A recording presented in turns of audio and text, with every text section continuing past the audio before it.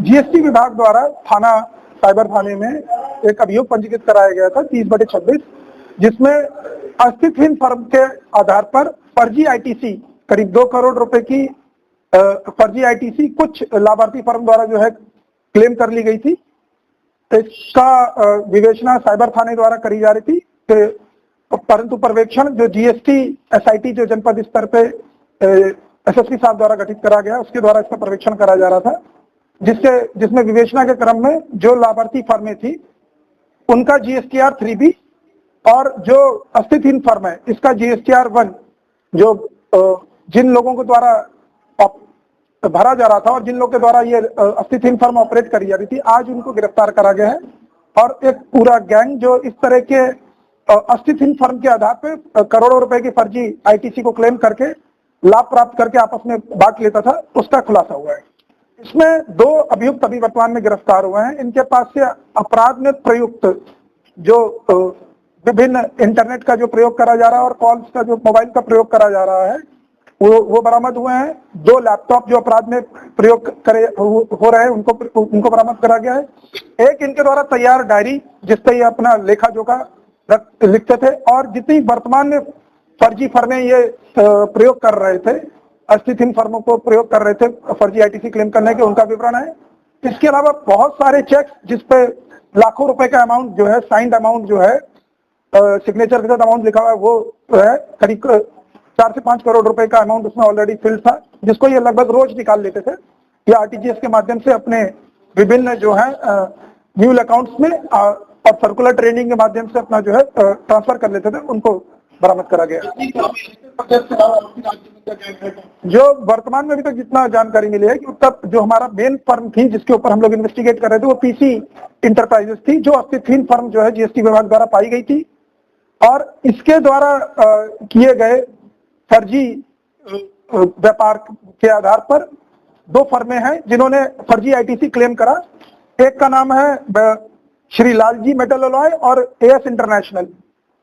ये दोनों लाभार्थी फर्मों का इन अपराधियों से सीधे सीधे संबंध था, और ये जब आईटीसी क्लेम फर्जी आईटीसी क्लेम कर लेते थे उससे प्राप्त जो विकसित करी हुई जो धनराशि थी उसको आरटीजीएस के माध्यम से अभियुक्तों के ही खाते में, अभियुक्तों द्वारा दिए गए खातों में उन्हें डालते थे, और फिर सर्कुलर ट्रेडिंग के माध्यम से वापस फॉरेक्स एक्सचेंज और डिजिटल वॉलेट प्लेटफॉर्म्स और जितने हमारे जो सर्राफा व्यापारी हैं उनके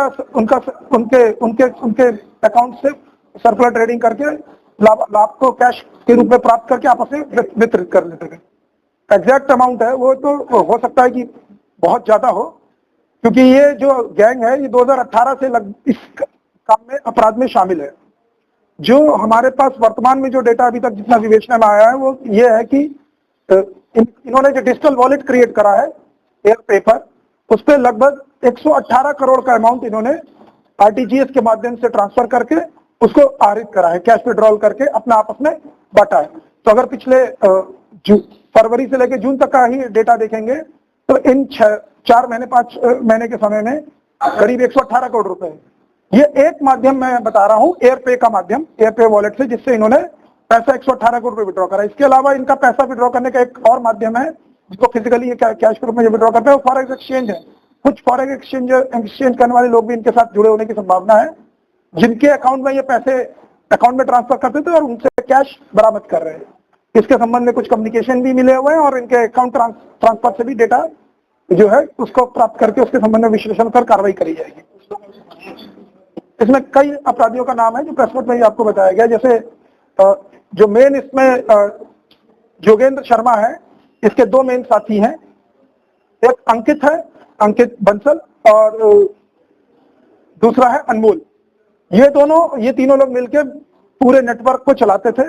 ये तीनों अस्तित्वहीन फर्म प्रोक्योर करते थे, जिसका इनका कहना है करीब 60,000 रुपए में अस्तित्वहीन फर्म ये दूसरे लोगों से खरीदते थे। उनके आईडी और क्रेडेंशियल्स खरीद के उसको अपने नोन नंबर्स पे, नोन ईमेल्स पे ट्रांसफर कराकर फिर उनको ऑपरेट करते थे।